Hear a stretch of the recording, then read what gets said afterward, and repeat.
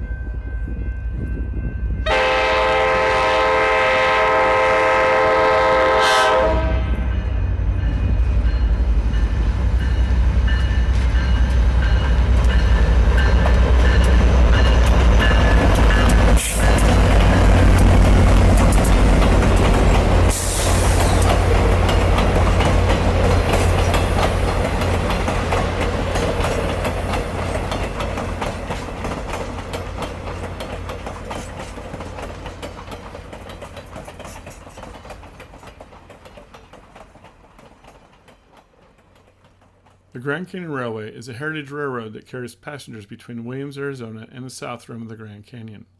The 64-mile rail line was built by the Atchison, Topeka, and Santa Fe Railways. It was completed on September 17, 1901. The train has several specialty cars, including one that has an open observation deck at the end of the train.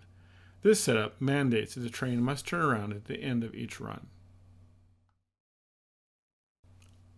Recently, we stayed at the Railside RV Park in Williams, and as its name says, it's built right next to the Grand Canyon Railway's main line, carrying passengers between Williams and the Grand Canyon.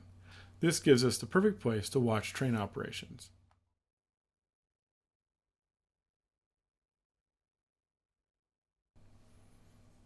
It's now the end of the day.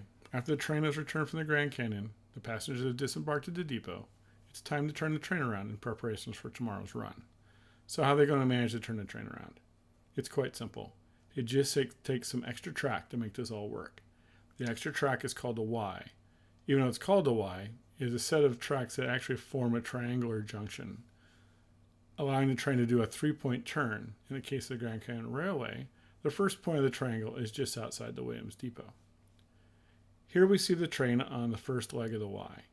You should also see a modification to the train at this point. You see that there are 4 white lights on the back of the last car. This is a requirement as the train must cross the road right outside the depot. Trains must have white lights at the front of the train when making these crossings.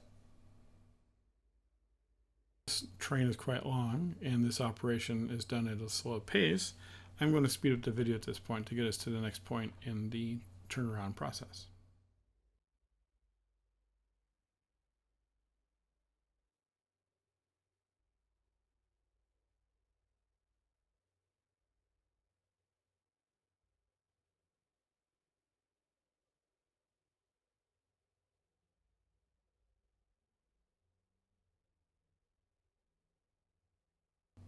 At this point, you can see the second half of the triangle as it's going to connect from that backside back to the main line.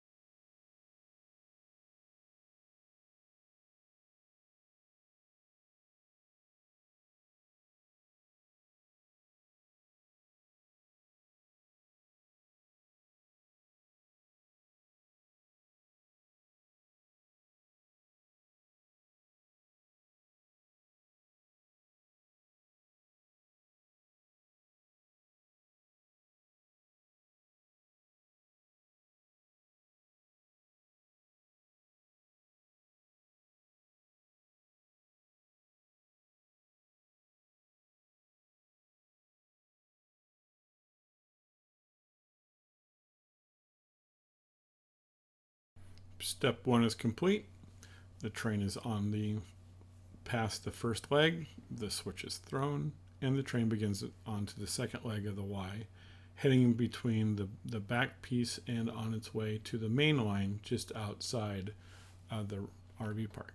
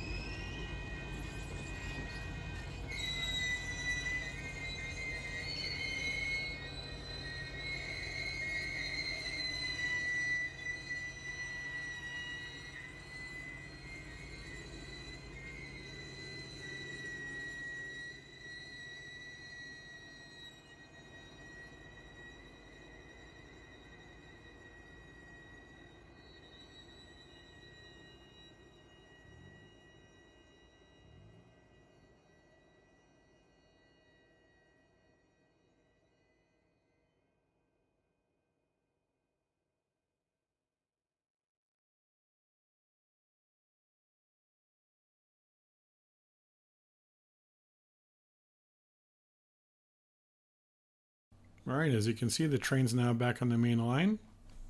Yep, all that needs to happen now is the switch is thrown and the train will back onto the main line all the way back to the depot in preparation for tomorrow's operations.